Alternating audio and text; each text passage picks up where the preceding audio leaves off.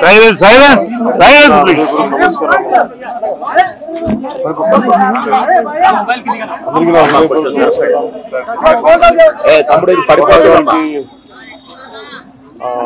చాలా బాధ కలిగింది.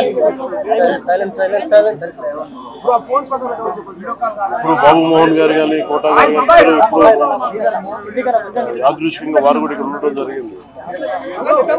అందరికీ కూడా ఒక కుటుంబ సభ్యుడు, ఇష్టమైన వ్యక్తి, అభిప్రాయం చెప్పాలంటే నిర్మాణంగా చెప్పగలిగే వ్యక్తి.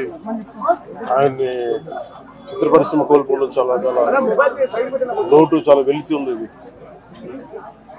లాస్ట్ మేము అథారిటీ దారేది యాక్ట్ చేసేటప్పుడు కూడా నాకు ప్రత్యేకించి ఒకటే చెప్పారు, మీరు ఇబ్బంది పడుతున్నారంటే నేను చనిపోయే వరకు యాక్టింగ్ చేయాలనుకుంటున్నాను. మొట్టమొదటి సినిమా అక్కడ అమ్మాయి ఇక్కడ అబ్బాయి నుంచి అథారిటీ దారేది వరకు నాకు మంచి అనుబంధం ఉంది.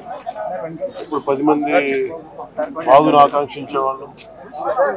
ఆయన ప్రత్యేకించి నేను అడిగాను, మీరు ఇంత ఈ వయసులో ఇబ్బంది పడలేదు. లేదు, నా కష్టాలను అధిగమించడానికి నాకు నటనే నాకు మరుపుది. నాకు చాలా ఇదిగా చెప్పారు, నాకు బాగా కదిలించేసింది.